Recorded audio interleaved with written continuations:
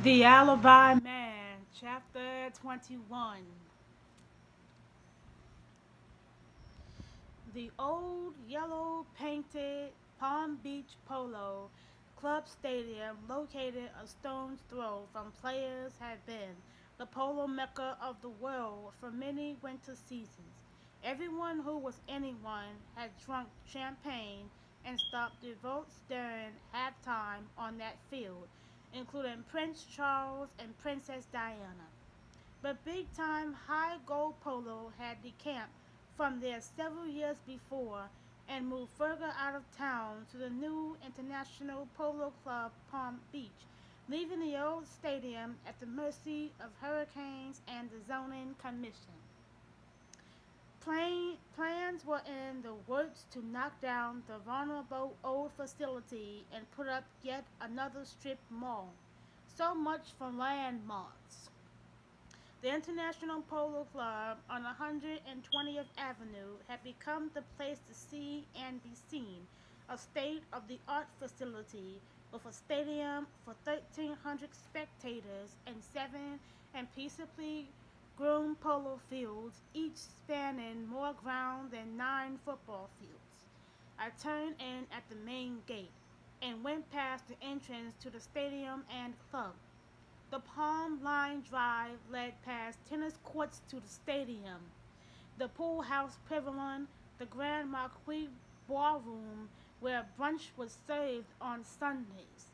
Beyond all that, horse trailers were parked on the shoulder of the road, big gooseneck aluminum stock trailers with polo ponies tied along the sides. Grooms tacked horses up, cooled horses out. A farrier had his truck mounted, oven glowing red hot, as he prepared a new horseshoe to replace one lost in the heat of battle. Iron rang against iron. Conversations rose and fell, interspersed with laughter, with orders, with fits of temper, in three different languages. Several of the fields were in use, riders rushing up and down, mallets swinging, whistles blowing. Cars, trucks, and SUVs were parked down the sidelines of friends, families, and spectators tailgating and enjoying the day. The atmosphere was casual. No high goal tournament matches were being played. These were less important contests, practice games, amateurs having a good time.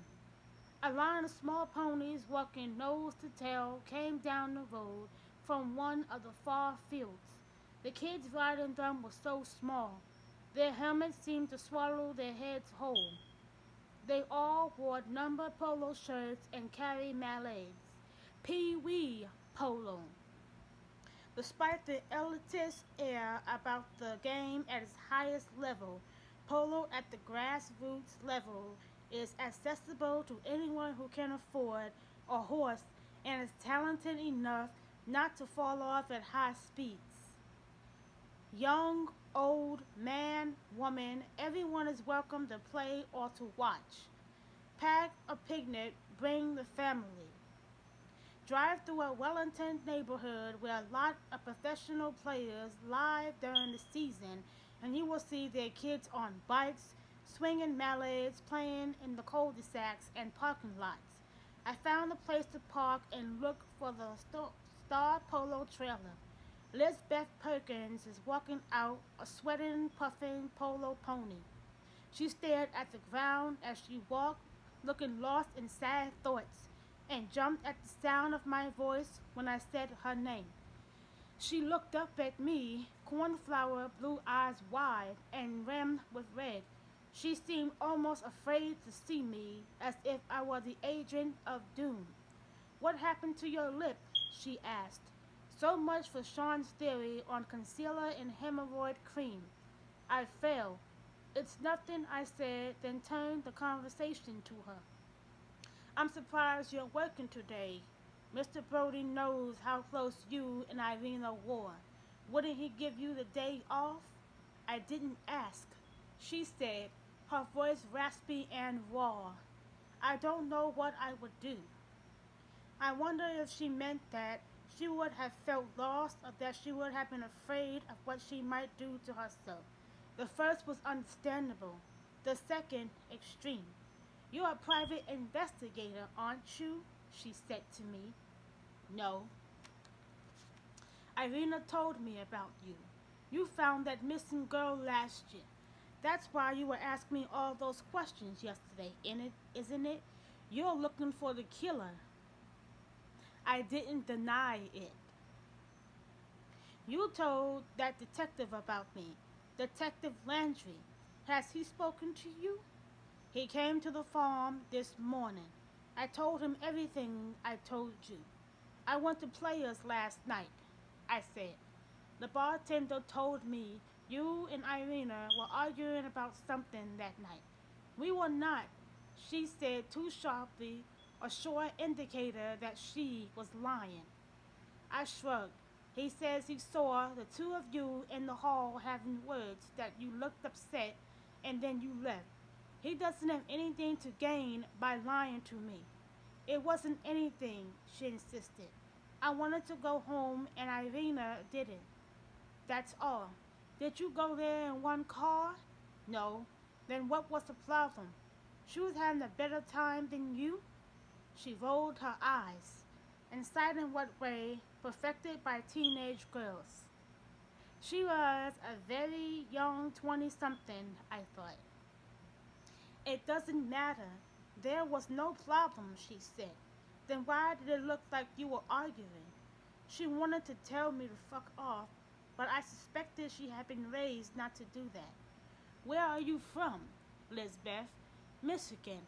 "Why?" "Good Midwestern upbringing.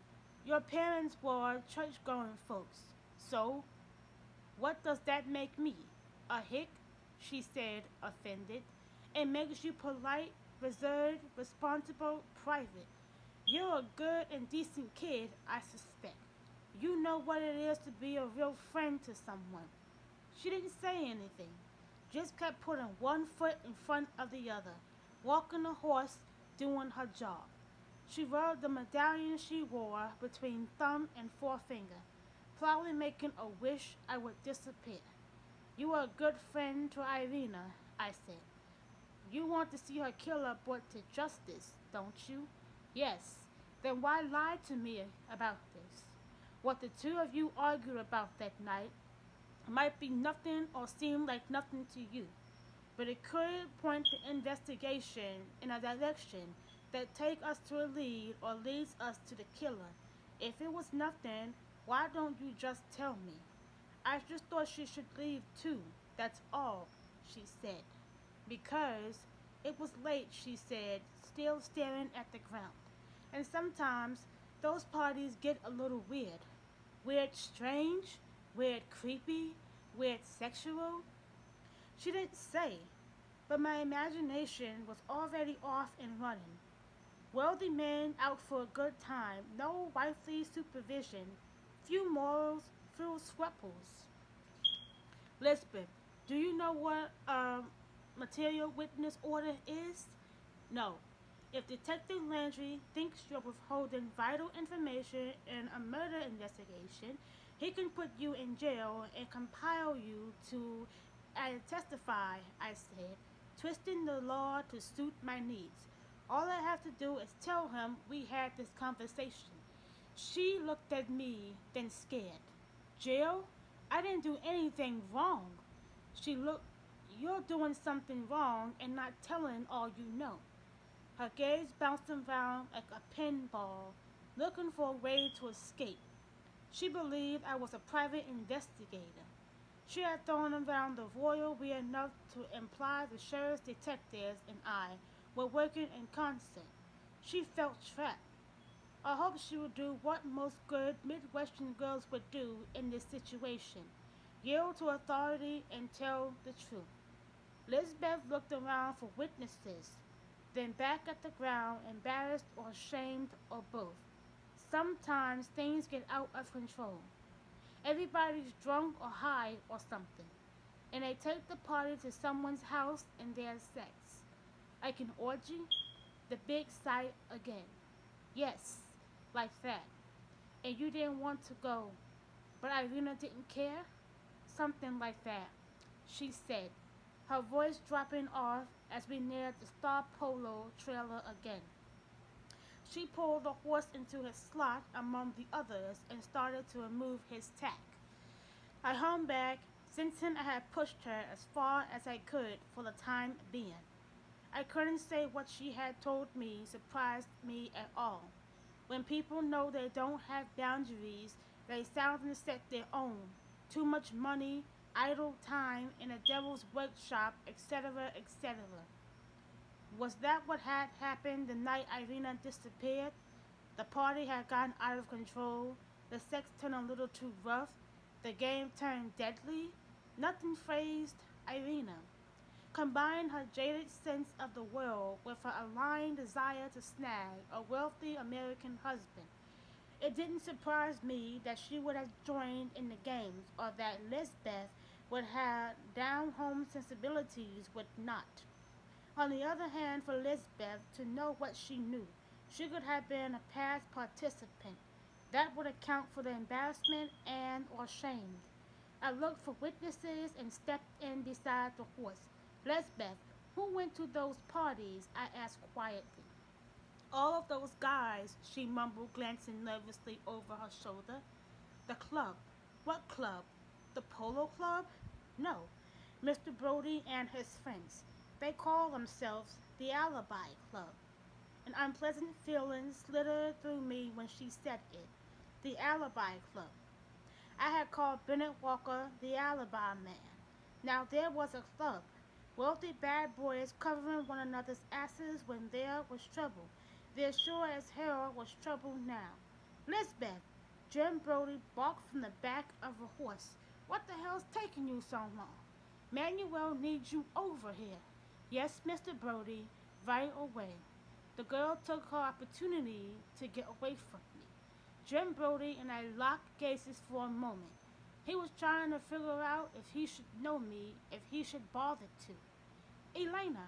Barbaro jumped off a horse and tossed the reins to a groom.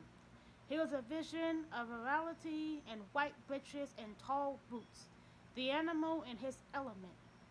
I'm so glad you've come. His smile was wide and white, his hair tousled, but the smile stalled when I turned to face him fully. What happened? He asked, gently cradling my face in his hands. I tripped and fell, I said. I should make up a better story instead of admitting what a klutz I am. But there it is. Is it very painful? His thumb brushed the outer corner of my mouth on the right side, the side with feeling and something like electricity skimmed over every undamaged nerve in my body. Only to my pride, I said. His gaze lingered on my mouth long enough to make me think he might kiss me, but he kissed my cheek instead, the one I couldn't feel. Elena, this is Mr. Brody, my patron. He planted a gloved hand on my shoulder to guide me toward Brody. Mr. Brody, my lovely new friend, Elena Estes. Estes? Brody says he climbed off his horse. Any relation to Edward Estes? Here was the moment I had been dreading. With Bennett involved in all of this, I couldn't pretend to be someone else. And if Jim Brody knew my father, then my father was going to hear about me from one of his cronies. I hoped to God he didn't decide to play the wounded party, waiting for the return of his prodigal child. Not by choice, I said sweetly, forcing a half smile, trying to look like trouble. The fun kind. He used to be my father. Brody's brows went up and he barked a laugh. Stick around for drinks. I want to hear the rest of that story. Climbed up in a mountain block and got on the fresh horse. Whatever his amusement to me at me, he wasn't going to let it get in the way of his polo match. He knows your father? Barbara asked, surprised. Small world. Your father enjoys polo. My father enjoys power. He used to race boats. Maybe he still does, I don't know. How can you not know? He asked, puzzled. I haven't spoken to my father in 20 years, I admitted. Shouldn't you be getting on a horse? He waved his hand in the direction of the field. sitting out their sucker. These friends of Mr. Brody's all are wealthy men who enjoy the game, but are not so good with the melee. They set up the match so in every other sucker, each team gets one professional. The rest of the match they spend swimming at one another. He stopped talking and focused his full attention on me, taking in the look. Chanel ballet flats, slim white lining cigarette pants, a simple black ballet necktie with three-quarter sleeves. Very chic, he said, smiling. Simple, elegant, confident. Well, that's just me in a nutshell. Barbaro chuckled. Elegant and chic, yes. Simple, I don't think so. Come sit, he said. My car is on the sidelines. His car was a British racing green Aston Martin convertible with buttery tan leather interior and a flag of Spain decal on one corner of the windshield. He held the door for me. Nice ride, I said, settling in. I leased it for the season. That way I get a new toy every year. And what do you do when the season is over? I go someplace else and lease another. I'm going to Europe to play for the summer. I have my eye on the Lamborghini. Polo is very good to you, I commented. Modeling has been very good to me. Polo is my passion, he said. So tell me why you have not spoken to your father in so long. Because we don't have anything to say to each other. It's as simple as that, I said. It's no big deal. It's not like we're related or anything. I was adopted, I explained. But he's the only father you have known? Edward Stetz owned the house I grew up in. He had no interest in me beyond how I might be useful to him, and I made a point not to be useful to him at all. Barbaro said nothing. He looked very serious as he tried to figure me out. I can't believe your good friend didn't fill you in on some of this last night, I said. All he said was that the two of you were once engaged. I laughed. What a pretty liar you are. You even managed to look innocent. I outright accused him of being a rapist with the potential to be a murderer. And you're telling me neither one of you brought that up after I left? He dragged a hand through his hair and looked away uncomfortable. He told me he was wrongly accused and you believed the worst about him. Beyond that, I did not want to hear anything from him about you. I didn't really believe him, and it was an interesting position he was taking. I watched him openly and wondered what he was all about. What are you thinking? He asked. That you intrigued me, I said. His eyebrows went up and his mouth curved. This is a good thing, I think. That depends on what I found out. He shifted in his seat, leaning toward me. You will find, he said in a low, sexy voice, that I am a gentleman as long as you would like me to be, that I am passionate. He leaned a little closer and cupped the hand around the side of my neck, his thumb brushing seductively back and forth just along my hairline. My pulse quickened. I have only just met you, Elena, he said, but already I have decided I have never known a woman quite like you. Oh, I can guarantee that, I said. Hey, Casanova. The Aussie accident shout came from a rider I recognized as Sebastian Foster, the tennis player. He sat astride not 10 feet from the hood of Barbaro's car. You're up, mate. You better hustle. Barbaro looked annoyed as he sat back. His hand fell away from my neck. Last sucker, Foster said. 7 minutes more and you're a free man. You'll stay? Barbaro said to me. Of course, I said, but not for the reasons he wanted, at least not primarily. I was being brought into the fold of the Alibi Club, and I knew without question I would find Irina Markova's killer among them. It was like being brought into a den of lions. Lucky for me, I was an adrenaline junkie. I wouldn't miss it. Like, comment, and subscribe on this video. Bye!